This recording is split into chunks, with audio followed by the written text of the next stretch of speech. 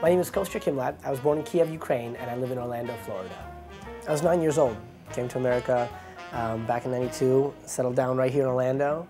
It's kind of a random thing. We didn't go anywhere else. Settled here and been here ever since. What is it that I do? You know, it's a question when I meet people all the time. It's getting tougher and tougher to explain these days what it is that I do. I get to make people happy. That's what it really comes down to, is everyone I get to interact with, I try to leave the world a better place, and that's the ultimate goal. As far as the details go, what is it that I do? I spend most of my days and weeks on the phone and the computer, talking to clients and potential clients and people from around the world, just building on the relationships that I've established over the last 15 years. And then when I get to go out and do shows, I get to do magic. And you know, people ask me, what do you do? I say, I do magic. People say, what, really? You know, come on, be serious. But that's what I do, is I get to do magic for people. And I get to delight, entertain people. Where you are, I want you to think whether you're in Rome, in Sicily. I'm gonna go for it. I don't know why, but I'm feeling good about this. There's something about the city. There's something about the way. You're not thinking about Florence, are you? I am. Are you really? Let me see. Let me see. I swear. Yes, that's Florence. That's perfect. Give her a big round of applause. Thank you so much. You're perfect. Excellent. Excellent. I started off when I was just 13 as a kid doing card tricks. And it slowly transitioned into doing more and more parties and private events, and every year my clients would bring me back again and again and again.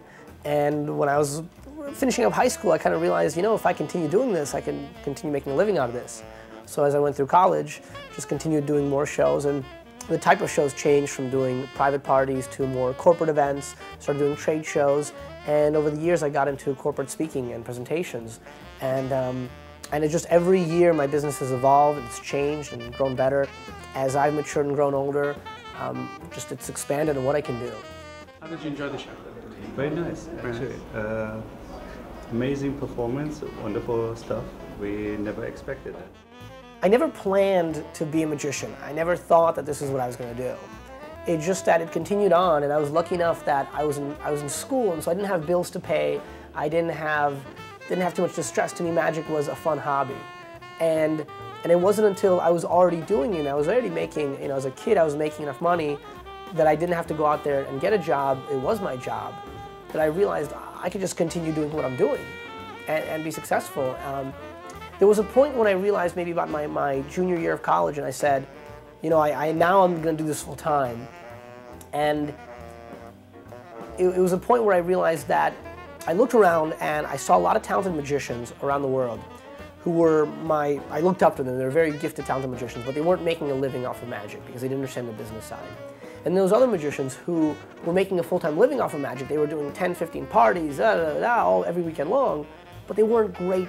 They weren't great technically. They weren't talented magicians. And I said, that's not fair. And so I said, if I'm going to be a full-time magician, I have to put in as much time into my technique and my magic and just as much time into my business.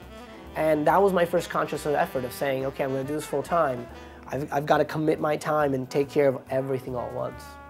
I'm not going to tell you today how to cut a girl in half or how to make her levitate, but the secrets that I share with corporations around the country are the psychological secrets, the secrets behind the magic, the whys behind how the brain works and how it communicates. You know, I have a feeling I'll be working just as hard as I am today. 10 years from now, I thought about it. Anytime I think of something that I want to accomplish, I always create the whole vision. I always plan it out to the end.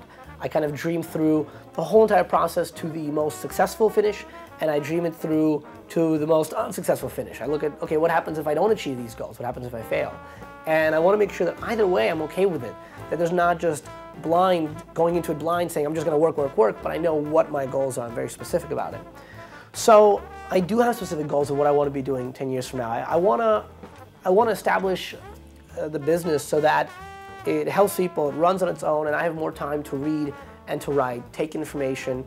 You know, one of those things that I have every day on my to-do list is input and output of data, because it's so critically important. That's part of the reason I become successful as a magician, is when I was a kid, I read books nonstop. I read everything.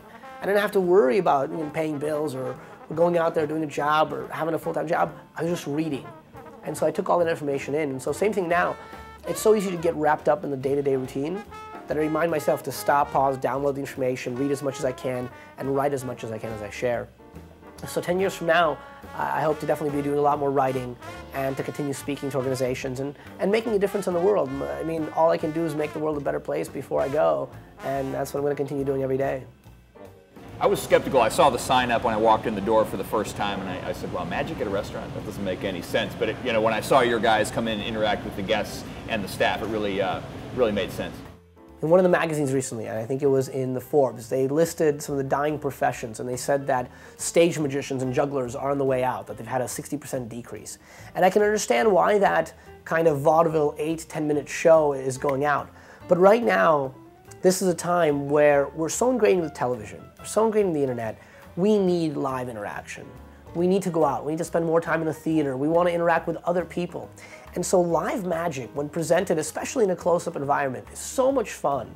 It's so great when it's presented by a professional who cares about the people, who isn't just worried about his tricks or himself, but really pays attention to the audience.